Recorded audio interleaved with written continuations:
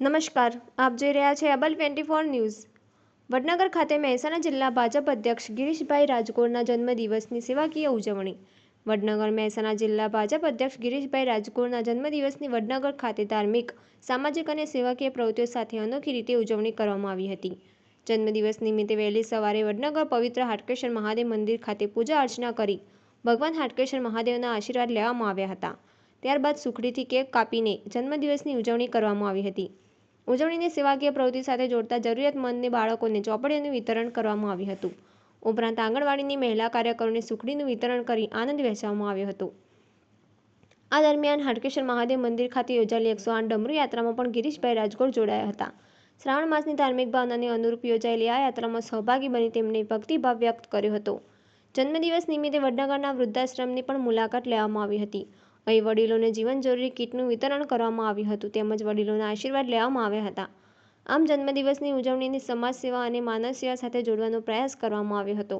આ પ્રસંગે ધારાસભ્ય સીજે ચાવડા, એપીએમસી ઊંઝાના ચેરમેન દિનેશભાઈ પટેલ, વડનગર નગરપાલિકા પ્રમુખ મિતિકાબેન શાહ, મહેસાણા જિલ્લા ભાજપ મહામંત્રી કમલ પટેલ, ભગાજી ઠાકોર, શુભમ શાહ, વડનગર તાલુકા પંચાયત પ્રમુખ કલાજી ઠાકોર, મહિલા મોરચા પ્રમુખ અરુણાબેન ભોજક, મહિલા મોરચાના મહામંત્રી હિરલ દેસાઈ, જિલ્લા ભાજપ મંત્રી માલતીબેન રામી, મહેસાણા જિલ્લા યુવા મોરચાના મહામંત્રી વિશાલભાઈ ગજ્જર તેમજ વડનગર શહેર ભાજપ પ્રમુખ મયંક પટેલ સહિત જિલ્લા, તાલુકા અને શહેર ભાજપના આગેવાનો, હોદ્દેદારો, સદસ્યો અને કાર્યકરો ઉપસ્થિત રહ્યા હતા। ધાર્મિક પૂજા અર્ચના, 108 ડમરૂ યાત્રામાં સહભાગિતા, જરૂરિયાતમંદ બાળકોને શૈક્ષણિક સામગ્રીનું વિતરણ, આંગણવાડી કાર્યોને સુખડી તથા વૃદ્ધાશ્રમમાં જીવન જરૂરી કીટનું વિતરણ જેવી વિવિધ પ્રવૃત્તિઓ થકી ગિરીશભાઈ રાજગોરના જન્મદિવસ સેવા, સંવેદના અને સામાજિક જવાબદારીના સંદેશ સાથે ઉજવાયો હતો। Able 24 news, Vadnagar. આજે શ્રાવણ મહિનાનો પવિત્ર દિવસ છે। શ્રાવણ મહિનો ચાલે છે। સનાતન ધર્મની સંસ્કૃતિમાં મહાદેવના શ્રાવણ મહિનામાં સૌ મહાદેવના ભક્તો ઉપાસકો આજે હાટકેશ્વર દાદાના દર્શન કરવા આવે છે અને જોવાનું જો આજે મારો જન્મદિવસ છે। હું પણ હાટકેશ્વર દાદાના દર્શન કરવા અને મહાદેવના આશીર્વાદ લેવા આવ્યો છું।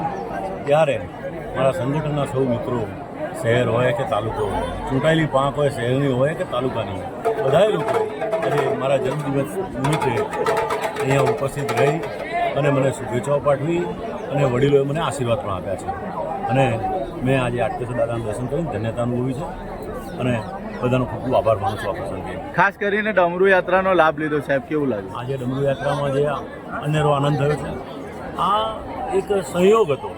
આજે ડમરૂ યાત્રા પણ હતી ને એ સમયે મારે આવવાનું થયું પણ એ યાત્રામાં જોડાવાનું અને આ યાત્રામાં ભાગ લેવાનો તક મળી તે મારા માટે અવિસ્મરણીય રહેશે। આભાર।